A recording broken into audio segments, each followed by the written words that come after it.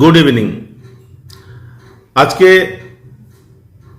পশ্চিমবঙ্গ বিধানসভা নির্বাচনের প্রিসাইডিং অফিসারদের যে সমস্ত ফর্ম ফিল আপ করতে হয় তার মধ্যে প্রিসাইডিং অফিসারের রিপোর্ট সম্পর্কে আজকে বলবো। কতগুলো ফর্ম কিভাবে ফিল আপ করতে হয় সেটা বলবো। এবছর অনেক নতুন মুখ, তাদেরকে পোলিং অফিসারের দায়িত্ব পালন করতে হবে। কেন নতুন মুখ নেওয়া হবে তার কারণ আপনারা অনেকেই জানেন, সেই কারণ আমি বলছি না। কিন্তু ট্রেনিং সেন্টারগুলোতে যেভাবে ট্রেনিং দেওয়া হয় তাতে নতুন যারা পোলিং অফিসার হয়েছেন তাদের বেশিরভাগই ট্রেনিং সেন্টারগুলোর ট্রেনিং থেকে বিশেষ কিছু শিখবেন বলে আমার মনে হয় না। আমার আজকে একটা জায়গায় ট্রেনিং ছিল, আমি ট্রেনিং সেন্টারে উপস্থিত ছিলাম এবং আমার যে ট্রেনার যিনি আমাদেরকে ট্রেনিং দিয়েছেন 10টার সময় শুরু হবার কথা থাকলেও তিনি এসেছেন 11:30টায় এবং এসেই বলেছেন আপনারা সবাই ইতিপূর্বে বহুবার ভোট করেছেন, ভোটের ট্রেনিং নিয়েছেন, আমার থেকে অনেক অভিজ্ঞ লোক এখানে আছেন, সুতরাং তাদের কাছে আমার বলার কিছু নেই। আর এবার গতবারের থেকে এবার সিস্টেমে কাগজপত্রে খুব বেশি পরিবর্তন হয়নি, দু একটা জায়গায় একটুখানি পরিবর্তন হয়েছে। আপনারা যদি বলেন তাহলে আমি সেইটুকু বলবো। আমাদের মতো যারা ট্রেনিং সেন্টারে উপস্থিত ছিলেন তারা সবাই বলেছেন হ্যাঁ আগেরগুলো বলার দরকার নেই, ওগুলো আমরা জানি, যা যা নতুন পরিবর্তন হয়েছে সেগুলো বলুন। সুতরাং তিনি শুধু নতুন পরিবর্তন কি হয়েছে সেগুলো বললেন এবং 15-20 মিনিটের মধ্যে ট্রেনিং শেষ হয়ে গেল। নতুন যারা এবছর পোলিং অফিসার হয়েছেন তারা তাহলে এই ট্রেনিং থেকে কি শিখলেন? কিছুই শিখতে পারেননি। যদি সব জায়গায় ট্রেনিং সেন্টারে এই রকমই ভাবে ট্রেনিং দেওয়া হয় তাহলে নতুন পোলিং অফিসারদের কিন্তু অনেক অসুবিধা হবে। আমি আজকে এই ভিডিওতে পোলিং অফিসারদের কিছু অসুবিধা দূর করার চেষ্টা করব, বিশেষত যারা নতুন। এবং আমার এই চ্যানেলে বিগত কয়েকদিন ধরে আমি বেশ কিছু ভিডিও আপলোড করছি ভোটিং রিলেটেড। আপনারা যদি সেই ভিডিওগুলো দেখেন তাহলে আপনাদের অনেক সুবিধা হবে। তাহলে যে বিষয়টা নিয়ে আজকে কথা বলবো বলেছিলাম ভিডিওর প্রথমে, প্রিসাইডিং অফিসারের রিপোর্ট, সেই বিষয়টা নিয়ে আলোচনা করছি। আমার কাছে প্রথম যে ফর্মটা এসেছে এই ফর্মটা হলো প্রিসাইডিং অফিসারের রিপোর্ট পার্ট 1 এবং এটা বাংলাতে লেখা আছে। কিন্তু আপনাদেরকে ভোটের সময় যে ফর্মগুলো দেওয়া থাকবে সেগুলো কিন্তু ইংরাজিতে দেওয়া থাকবে। এই ট্রেনিংয়ের বইটা আজকে ট্রেনিং সেন্টার থেকে পেয়েছি। প্রিসাইডিং অফিসারদের জন্য নির্দেশ পুস্তিকা 2023 বাংলাতে আছে। যারা ইংরাজি ভার্সনের বই পেয়েছেন তারা অনেকটা সুবিধা পাবেন। আমি কি লিখতে হবে, কোথায় কি করতে হবে সেটা বলে দেব। প্রথমেই লেখা আছে অংশ 1, নির্বাচনের নাম পূর্বেই মুদ্রিত থাকবে। পশ্চিমবঙ্গ বিধানসভা নির্বাচন 2026, যদি মুদ্রিত থাকে ভালো, না থাকলে লিখে নিতে হবে। ইংরাজিতে ফর্ম থাকবে, ইংরাজিতে লিখতে হবে। বিধানসভা নির্বাচন ক্ষেত্র বা নির্বাচন অংশের নাম ও নম্বর। বিধানসভা নির্বাচন ক্ষেত্র, পশ্চিমবঙ্গে যে 296টি বিধানসভা ক্ষেত্রে ভোট হবে, আপনার ডিউটি যেখানে পড়বে যে বিধানসভার আন্ডারে সেই বিধানসভার নাম লিখতে হবে। যেমন 119 বারাসাত বিধানসভা ক্ষেত্র, তাহলে এটা লিখতে হবে। এখানে লেখা আছে পূর্বে মুদ্রিত থাকবে, সবসময় প্রিন্টেড থাকে না, যদি মুদ্রিত থাকে ভালো, না হলে হাতে লিখতে হবে। সংসদীয় নির্বাচন ক্ষেত্রের নম্বর ও নাম, এই যে বিধানসভাটা সেটা কোন সংসদীয় নির্বাচন ক্ষেত্রের অন্তর্গত তার নাম ও নম্বর লিখতে হবে। এটাও বলছে পূর্বেই মুদ্রিত থাকবে। ভোট গ্রহণ কেন্দ্রের নম্বর, আপনি যেখানে ভোট দিতে এসেছেন, ভোট নিতে এসেছেন, সেই ভোট গ্রহণ কেন্দ্রের নম্বর এখানে লিখতে হবে। অনেক সময় নামও লিখতে হবে। এরপরে অনেকগুলো ঘর কাটা আছে। এটা হচ্ছে মহড়া ভোট পরিচালনা ও মহড়া ভোটের তথ্য যাচাই। মহড়া ভোট মানে মক পোল। আসল ভোট শুরু হওয়ার আগে এজেন্টদের সামনে মেশিন কিভাবে কাজ করে সেইটা আপনাদেরকে দেখিয়ে দিতে হবে। এখনো পর্যন্ত যা গাইডলাইন আছে সেই গাইডলাইন অনুসারে মিনিমাম 50টি মক পোল আপনাকে এজেন্টদের সামনে করতে হবে। এজেন্টরা নিজেরাও অংশগ্রহণ করবেন। 50টির কম হলে হবে না, বেশিও হতে পারে, কিন্তু বেশি কেউ করে না, 50টি করে, সেটা এখানে লিখতে হবে। ক্রমিক নম্বর 1 নম্বর, 2 নম্বর, 3 নম্বর, 4 নম্বর করে অনেকগুলো নাম সিরিয়াল নম্বর দেওয়া আছে। এখানে কতজন প্রার্থী প্রতিদ্বন্দ্বিতা করবেন সেটা এখানে থাকবে। বেশিরভাগ ক্ষেত্রে এই পাতাটা আপনাদেরকে ছাপিয়েই দেবে, ক্যান্ডিডেটদের নাম এখানে ছাপানো থাকবে। যদি ছাপানো না থাকে তাহলে লিখতে হবে। এখানে লেখা আছে প্রার্থীর নাম, নোটা সহ প্রার্থীদের নাম আগে থেকে মুদ্রিত থাকবে। লেখা যখন আছে তখন হয়তো মুদ্রিত থাকবে, কিন্তু যদি না থাকে ব্ল্যাঙ্ক পেপার দেয়। প্রত্যেকটা ক্যান্ডিডেটের নাম যেভাবে ব্যালট পেপারে আছে তার একটি তালিকা আপনারা পাবেন, সেই তালিকা থেকে দেখে দেখে লিখবেন। মহড়া ভোটের সময় প্রদত্ত ভোট 1 নম্বর ক্যান্ডিডেটের জন্য বারবার করে 1টা 2টো 3টে 4টে 5টা 6টা করে যতগুলো ভোট পড়েছে আপনি একটা ট্যালি শিট করে নেবেন। আমি এটা নিয়ে বিস্তারিত আবার দেখাবো।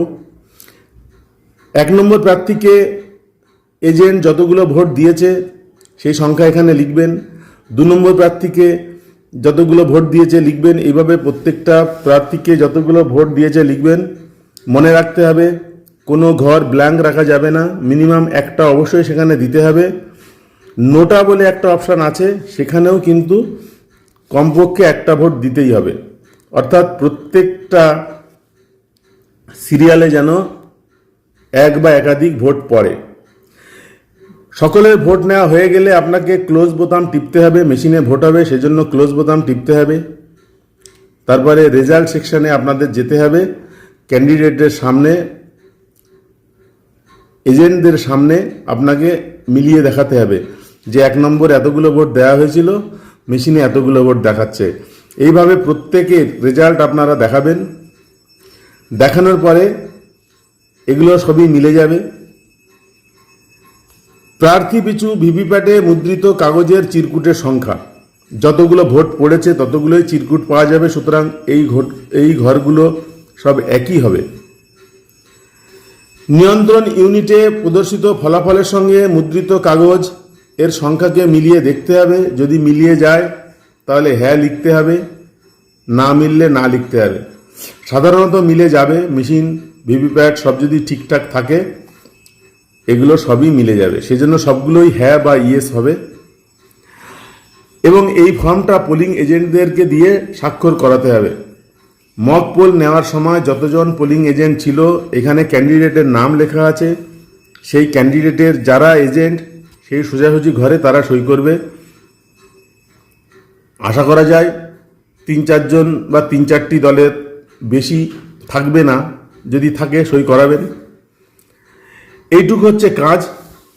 এরপরে এটুকু আছে আপনাকে টোটালটা মুছে ফেলতে হবে, কারণ এখন মহড়া ভোটের পরে মেশিনটা আসল ভোট নেওয়ার জন্য রেডি করতে হবে, সেই জন্য এটাকে ক্লিয়ার করতে হবে।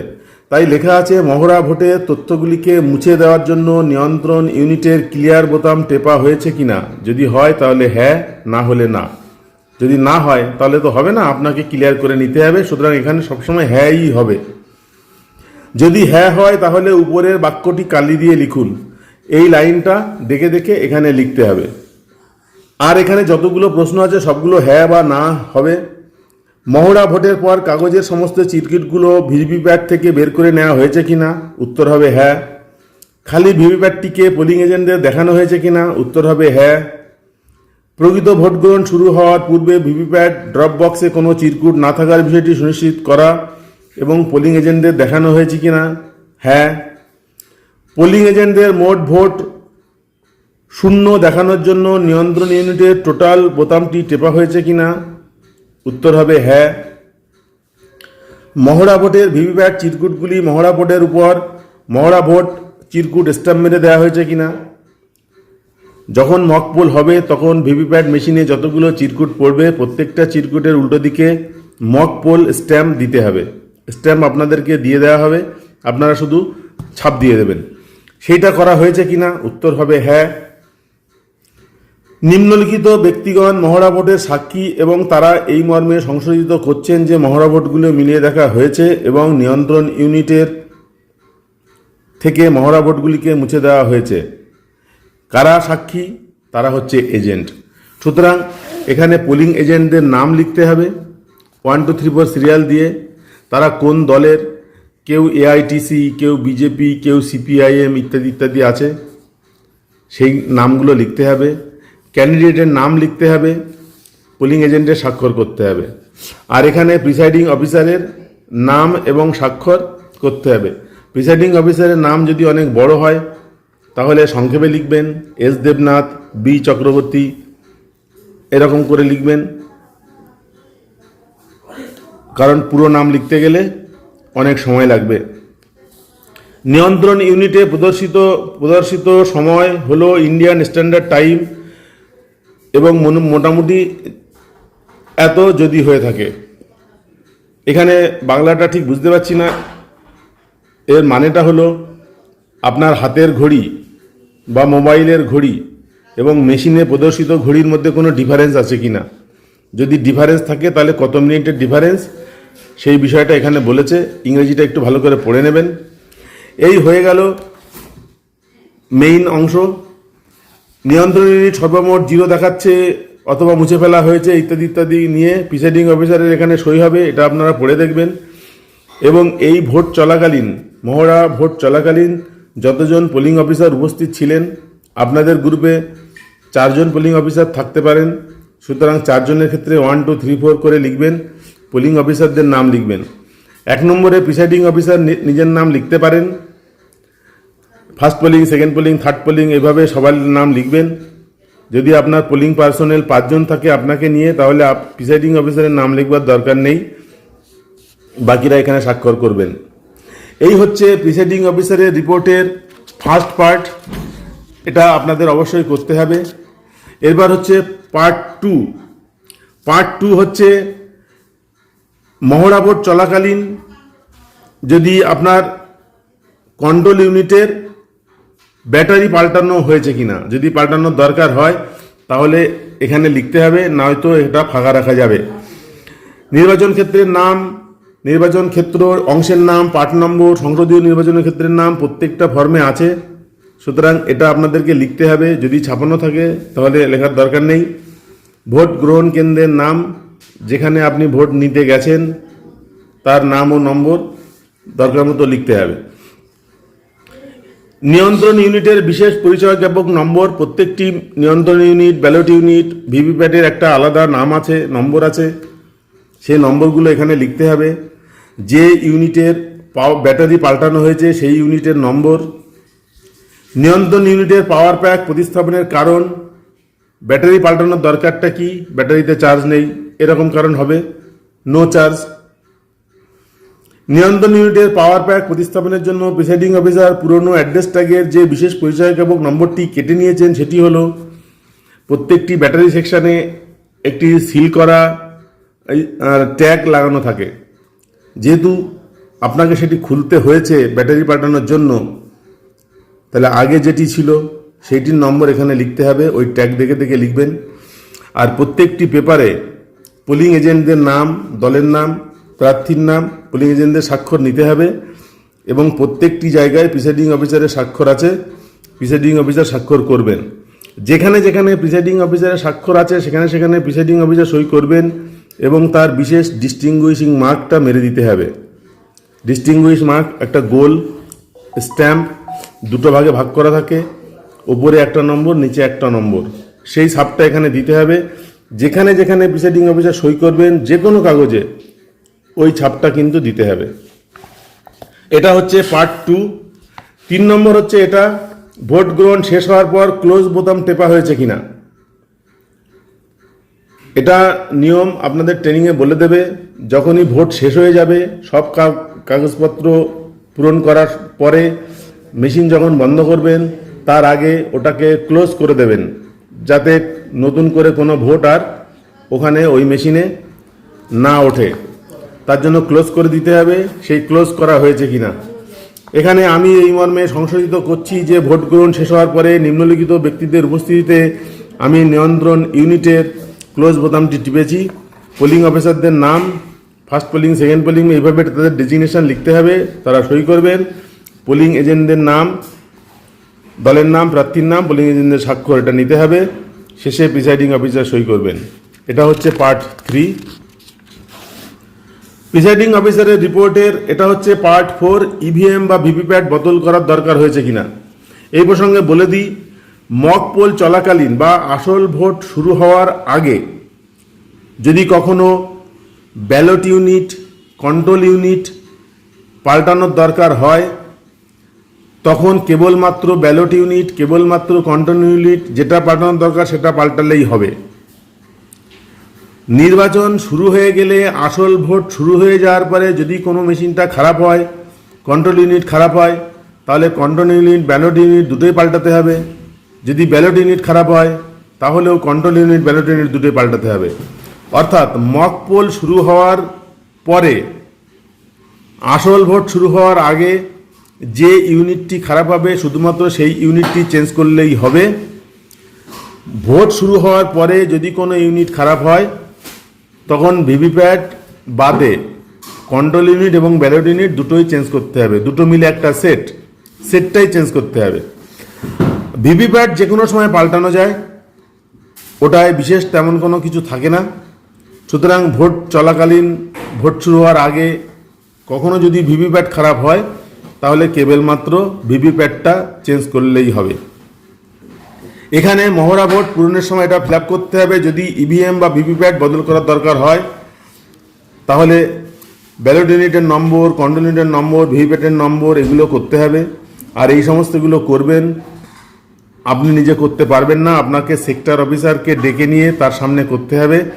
কারণ অতিরিক্ত ব্যালট ইউনিট, কন্ট্রোল ইউনিটগুলো সেক্টর অফিসারের কাছেই থাকবে। সুতরাং তিনি উপস্থিত থাকবেন, তখন তিনি স্বাক্ষর করবেন এখানে। আর প্রত্যেকটি ইউনিটের নাম এখানে কিন্তু লিখতে হবে। কেন পাল্টানোর দরকার সেটাও লিখতে হবে। বন্টনের সময় প্রদত্ত বিশেষ পরিচয়জ্ঞাপক নম্বর লিখতে হবে। মহড়া ভোটের সময় যেটি অকেজো হয়েছে সেটিতে টিক দিতে হবে। অকেজো হওয়ার কারণ বা কোনো ত্রুটি থাকলে সেই কারণটা এখানে লিখতে হবে। মহড়া ভোটের সময় বদলের জন্য ইউনিটগুলির বিশেষ পরিচয়জ্ঞাপক নম্বর এখানে লিখতে হবে। আর বলেছি প্রত্যেকটা পেপারে পোলিং এজেন্টরা স্বাক্ষর করবেন, সেজন্য তাদের স্বাক্ষরের জায়গা রয়েছে। নিচে প্রিসাইডিং অফিসারের স্বাক্ষর করবার জায়গা রয়েছে, এখানে প্রিসাইডিং অফিসার সই করবেন। এটা হচ্ছে লাস্ট পার্ট 5। প্রিসাইডিং অফিসারের রিপোর্টের ইভিএম বা ভিভিপ্যাট বদল যদি ভোট চলাকালীন কোনো ইউনিট বদল করার দরকার হয় তাহলে টোটাল সেটটাই বদলে দেওয়া যাবে। যদি নতুন ভিভিপ্যাট আনে সেটের সঙ্গে নতুনটা লাগাবেন, আর যদি ভিভিপ্যাট না আনে তাহলে পুরনো ভিভিপ্যাটটা এখানে লাগানো যাবে এবং নতুন ব্যালট ইউনিট, নতুন কন্ট্রোল ইউনিট সেগুলোর নতুন নম্বর এখানে দিতে হবে। পুরনোটা কেন পাল্টানো হলো সেটা এখানে লিখতে হবে, পোলিং এজেন্টদের স্বাক্ষর নিতে হবে। এই 5টি মিলিয়ে হচ্ছে প্রিসাইডিং অফিসারের রিপোর্ট। এটা বাংলায় আছে বলে আমারও বোঝাতে অসুবিধা হলো। আপনারা অরিজিনাল ভোটের সময় ইংরেজি ফর্মটাই পাবেন, আপনারা নিজেরা পড়ে বুঝতে পারবেন। এরপরেও যদি এটা বুঝতে কোনো অসুবিধা হয় আমার এই ভিডিওর কমেন্ট সেকশনে আপনারা কমেন্ট করবেন, আমি আপনাদের প্রশ্নের উত্তর দিয়ে দেব। প্রিসাইডিং অফিসারের রিপোর্ট নিয়ে আজকের ভিডিও এখানেই শেষ হচ্ছে। পরবর্তী ভিডিওতে আপনাদের সঙ্গে আবার কথা হবে। ধন্যবাদ, নমস্কার।